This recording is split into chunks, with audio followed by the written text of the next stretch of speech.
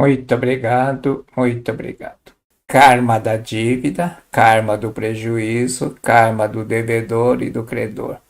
Do ponto de vista da lei da causalidade. Nova série que vou reunir nos preceitos diários da revista Ascendedor da Seichonoye. Eram textos muito bons.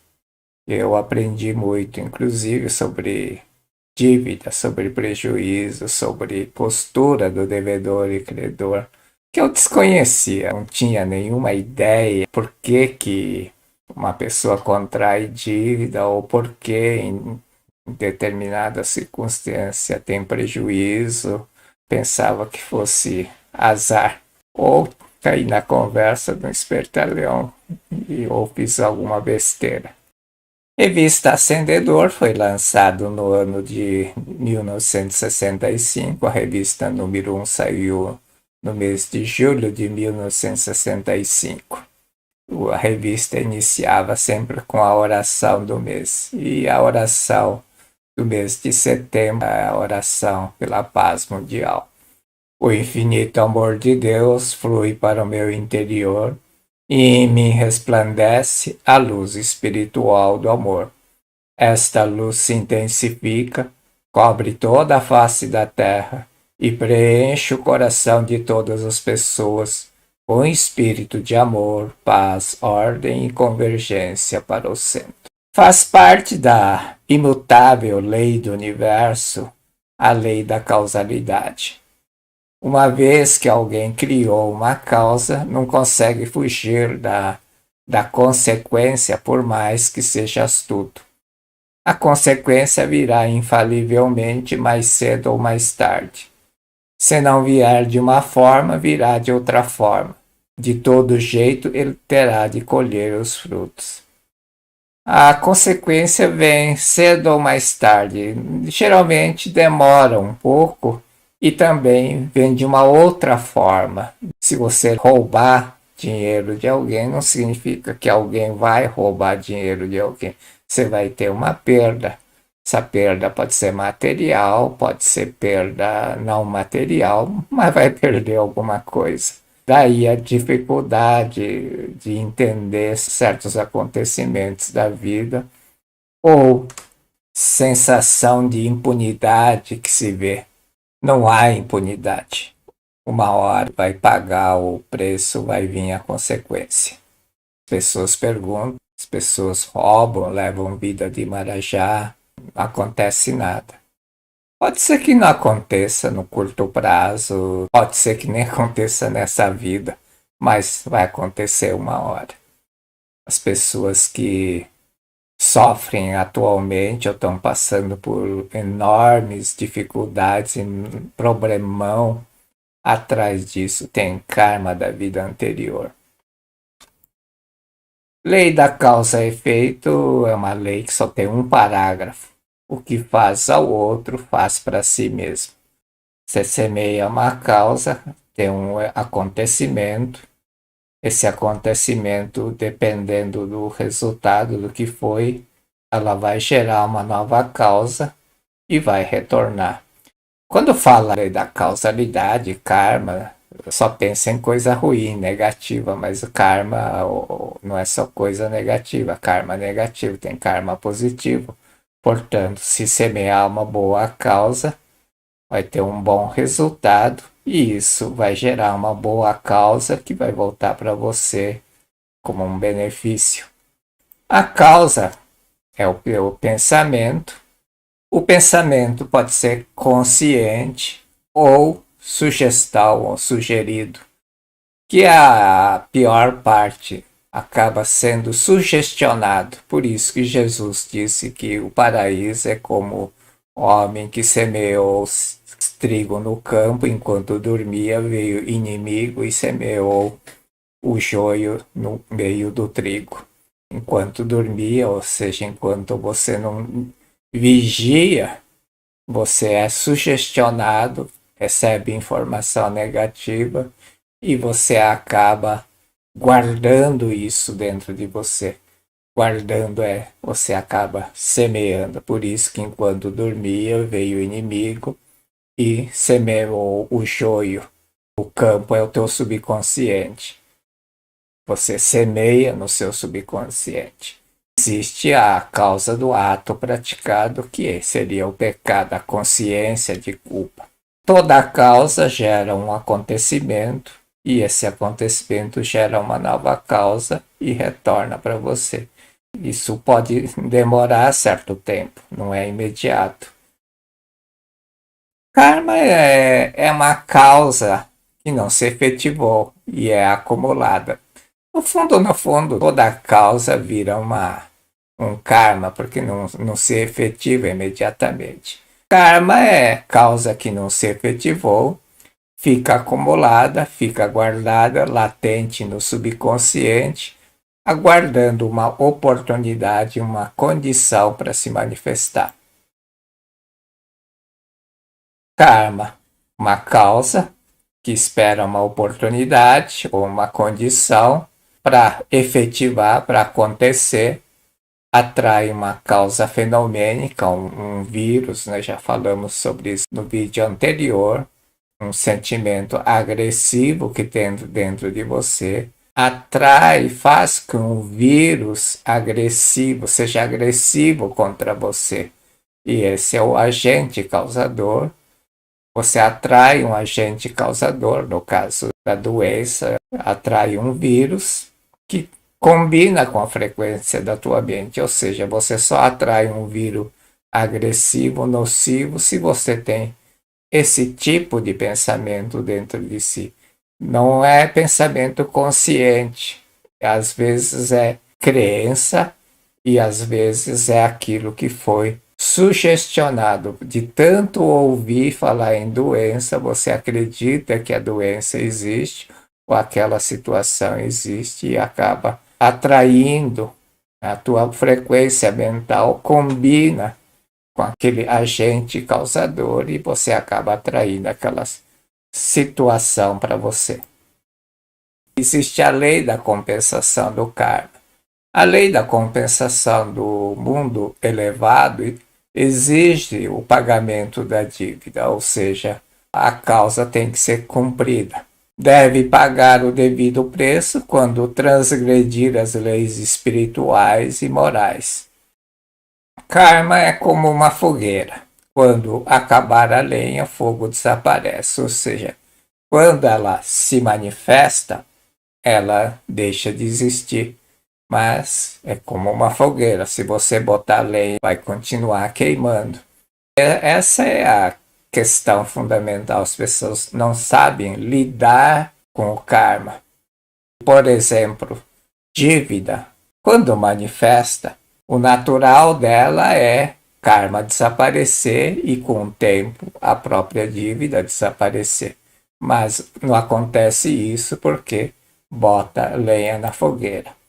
Significa que não houve o pagamento da dívida, que é equivalente a colocar mais lenha na fogueira.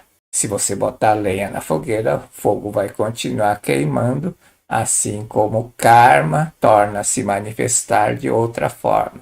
A lei da compensação do karma exige o pagamento da dívida. O que é o pagamento da dívida? É o arrependimento.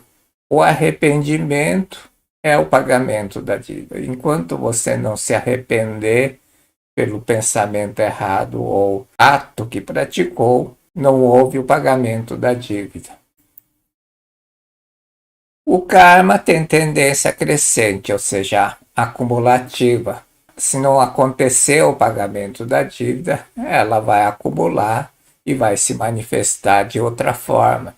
Tem tendência crescente como uma espiral, mas se continuasse esse ciclo, vai continuar infinitamente. A providência divina estabelece um ponto limite de saturação, ou seja, chega a um ponto que ela se desintegra automaticamente. É o desmoronamento quando acontece um acontecimento grave na vida das pessoas, é porque houve a desintegração. E quando acontece isso, desintegra, ou seja, o karma desaparece. Se desaparecer, não tem mais o que preocupar. O infortúnio é a materialização e consequente desintegração do karma negativo ou positivo. Claro, se é karma positivo, não é infortúnio, é fortúnio. Vai acontecer uma coisa espetacular. Também tem o contrário, se for um karma negativo, é um infortúnio. Mas, de qualquer modo, ambos são materialização, consequente desintegração, ou seja, desaparecimento do karma. Isso porque tem um limite de saturação. Se você só ficar acumulando karma positivo, você vai começar a ter sorte em tudo. Ela tem que se manifestar, não tem mais como acumular, tem um limite. Vai aparecer como sorte, a pessoa vai dizer, cara, é um sortudão. Às vezes é imperceptível, porque não sabe a vida, o que a pessoa faz, o que pensa. Existe karma que vem de vidas anteriores, karma da própria família, enfim, não é algo muito simples de identificar e visualizar. Como o karma forma o destino? E essa é a questão que as pessoas não conseguem entender. A figura do agente causador do infortúnio. Como não entende isso, nutre raiva contra o agente.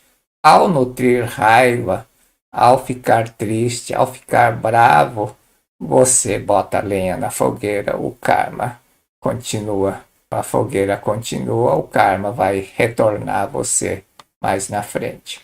Você, simbolizado por esse boneco preto, cria uma causa A, gera um efeito X sobre essa mulher rosa, um prejuízo, por exemplo. O prejuízo pode ser, não precisa ser financeiro, pode ser moral, pode ser N forma de prejuízo. O que acontece com você, se você roubar 10, alguém não vai subtrair 10 de você. Se você causar um prejuízo, não é que alguém vai causar um prejuízo material. Então, se você causar um prejuízo moral, isso pode retornar a você prejuízo financeiro. Já contei várias vezes, um cidadão tirou orientação e disse: eu levo muito cano dos meus clientes. Se eu sou um cara honesto, eu procuro pagar todos os meus deveres, compromissos financeiros em dia, pago os funcionários, pago os fornecedores em dia. Aquilo que vocês ensinam na Seitianoye está errado. Também não está errado. Você causa algum prejuízo para alguém. Então, o cidadão ficou bravo, pô, Ney, você não me conhece, você pensa que eu sou o quê? Bom, você pode não causar prejuízo financeiro, mas você causa prejuízo moral às mulheres, você canta às mulheres, promete um monte de coisa e depois não cumpre, e isso volta para você. Aquilo que o efeito gera uma nova causa e volta como um efeito. Só que quem vai causar o efeito, o causador, não é a pessoa, nem sempre é a pessoa que recebeu o efeito, o prejuízo. Vai surgir um outro agente causador do infortúnio que vai fazer algo para que o efeito retorne a você. Esse agente causador aqui, no fundo, é um anjo. É o Kanzeon Bosatsu, deusa da misericórdia, que assume 33 formas para te ajudar, para resgatar teu karma. E exatamente, o agente causador vem cumprir uma missão porque você plantou uma causa aqui antes.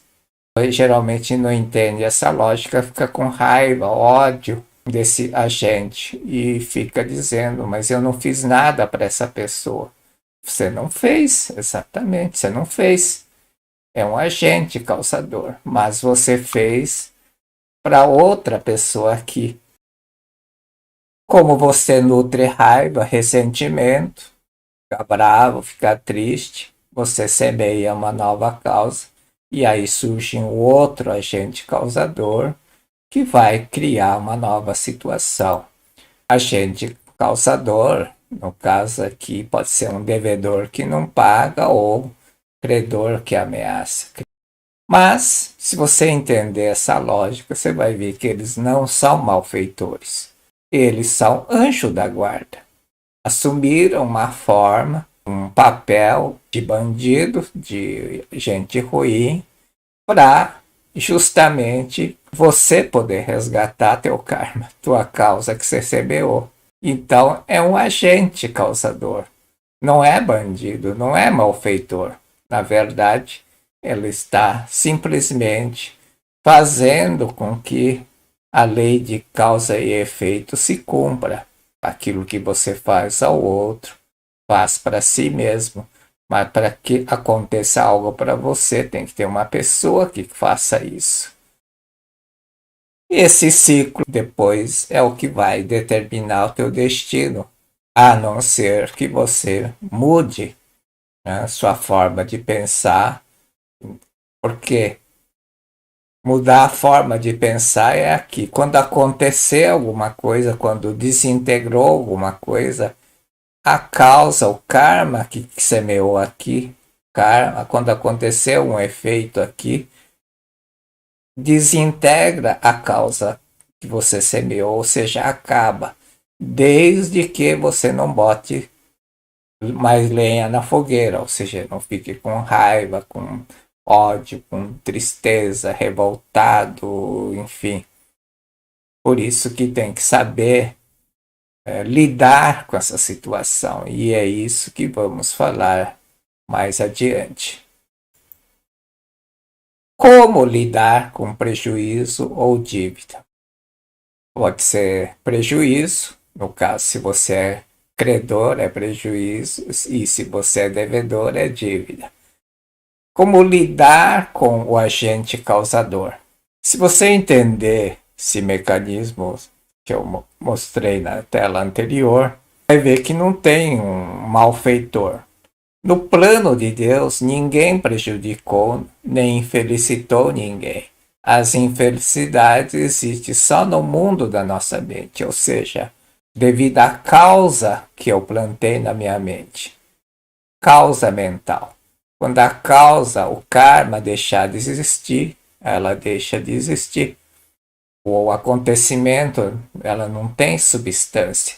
Não tem substância, quer dizer, não tem durabilidade, ela desaparece. Portanto, prejuízos e as dívidas devem ser primeiro eliminados da nossa mente. Quando eliminamos do mundo da nossa mente a causa, já não existirão nem a pessoa, nem a situação que causou o prejuízo. Quando eliminarmos do mundo da nossa mente, já não existirão nem a pessoa, nem a situação que causou o prejuízo. Você causou um prejuízo a alguém, isso fez com que o agente causador criasse uma situação e isso acontece com você. Só que tudo isso é devido a essa causa mental inicial. Quando eliminar essa causa ou quando acontecer, ela desintegra. Então, é só não nutrir raiva com esse agente causador do infortúnio. Raiva, mágoa, tristeza, fica revoltado, enfim. Você tem que não se conformar. No fundo é conformar. Quando acontecer alguma coisa ruim, tem que simplesmente dizer: eu resgatei um karma. No passado, não sei quando, devo ter plantado alguma causa. Com isso, eu resgatei. Eu aprendi a lidar com esse tipo de situação. Já tive muito prejuízo na vida, já levei golpe, já fiz besteira, fui levado na conversa, enfim. Mas eu aprendi a lidar. Quando acontece isso, eu penso, bom, agora eu resgatei um karma. Quando eu plantei, semeei, não importa, agora eu já resgatei, não tenho mais nenhuma dívida. Obrigado. Dívida, prejuízo, É do devedor e do credor, ou seja, é karma do devedor e do credor. Não existe devedor sem credor, não existe credor sem devedor, ou seja, é karma comum do devedor e do credor. Que fazer para sair dessa situação, tanto devedor como credor? Na ideia da pobreza, na ideia da dívida está oculta a sensação de carência, da falta. Tanto o devedor como o credor pensam que há carência daquilo que deve ser restituído. Um não receber vai ter falta, vai ter carência, e aquele que deve pensa: se eu pagar, não vou ter. Isso que tem que tirar da cabeça. Tanto o devedor como o credor pensam que há carência daquilo que deve ser restituído, ou seja, tem um apego. O credor tem apego e o devedor tem apego. Quando pensam na dívida, nenhum dos dois, tanto o devedor como o credor, consegue libertar-se da ideia de que vai ter falta. O credor pensa: se eu não receber, vai faltar. O devedor pensa: se eu pagar, não vou ter. Então vai faltar dinheiro se eu pagar. No mundo absoluto de Deus, não existe. Quando desintegra, quando há o pagamento, cria-se um vácuo e atrai nova situação e preenche, então nunca vai ter falta. Como lidar com prejuízo? Qual a atitude mental do credor? É perdoar os devedores. No caso, perdoar o devedor é o agente causador do prejuízo. Isso não quer dizer que devemos perdoar as dívidas, pegar a nota promissória e rasgar, não é isso. O que devemos fazer é abandonar o pensamento: eles estão me causando prejuízo, e pensar da seguinte forma: é graças a ele que eu posso realizar os negócios. Muito obrigado. O senhor Futida era um comerciante, trabalhava com importação e exportação, ele tinha. O negócio dele era muito próximo, ele tinha mais de 500 funcionários, lojas em vários pontos do Japão, e tinha representante comercial na Manchúria, que causou um grande prejuízo ao ponto de a empresa passar por séria dificuldade financeira. O prejuízo era em torno de 5 milhões de ienes, na época era uma fortuna mesmo. Diante daquela situação, a empresa estava passando enorme dificuldade, provavelmente ia encaminhar para falência. Diante da situação, ele embarcou para Manchúria e procurou aquele representante comercial. Enquanto viajava, naquela época o meio de transporte era navio, demorava alguns dias, ele se acalmou, pensou: quando chegar lá eu vou conversar amigavelmente. Mas quando viu a cara da pessoa, ele não se conteve, ficou furioso, xingou, esculachou, ameaçou, fez um escândalo. Depois ele voltou para o hotel e ficou arrependido. Pensou: aquele fulano, cidadão, também deve ter família, deve ter filho, mulher. Se fez isso, deve ter alguma razão. Eu também sou culpado disso, que eu não controlava, confiava demais nele, não controlava as remessas de mercadorias, se vinha pagando ou não. Culpa também é minha. E é exatamente isso. A dívida é do devedor e do credor. Tanto o devedor tem a sua parcela de culpa do ponto de vista da lei do karma, e o credor também tem. Devedor é o agente causador, mas se ele teve que se pôr naquela situação de causar uma coisa desagradável ao outro, é porque também tem uma causa kármica que liga, que combina com a frequência. Então, sempre tem uma ligação kármica do ponto de vista da lei da causalidade, da lei do karma. Dívida, o prejuízo é do devedor e do credor. E foi isso que o senhor Futida, embora ele não raciocinou desse jeito, mas ele pensou: Eu também tenho minha parcela da culpa. Eu não devia ter confiado tanto no cidadão. Quando refrescou a cabeça, no dia seguinte procurou aquele representante comercial e disse: "Ó, eu pensei bem, não vou mais te ameaçar nem nada. Se você fez isso, porque deve ter suas razões. Espero que você faça bom proveito do dinheiro, do prejuízo." O representante comercial, diante daquela situação, ficou assustado e perguntou: "Mas o senhor não vai me ameaçar, não vai me mandar prender?" Falou: "Não, não vou fazer isso. Tua família, tua mulher, teus filhos vão passar por necessidade e eu não quero causar isso a teus filhos. Enfim, eu vou assumir a culpa e eu vou tentar recuperar a empresa, vou voltar para o Japão. Amanhã de manhã estou indo embora." Despediu do cidadão. No dia seguinte de manhã, quando ele estava se preparando para ir para o porto, embarcar de volta para o Japão, vi aquele representante comercial com um maço de dinheiro, uma quantia bem razoável, e disse: "Olha, eu estava pensando na emergência e se eu for preso, a minha mulher e meus filhos não iam ter como viver, então guardei, tinha escondido esse dinheiro e diante da sua atitude, das suas palavras, eu fiquei arrependido. Me perdoa por ter causado tudo isso, toda essa situação, mas eu vou entregar esse dinheiro que pouco que eu tenho, não vai saldar toda a dívida, mas minimiza um pouco a situação."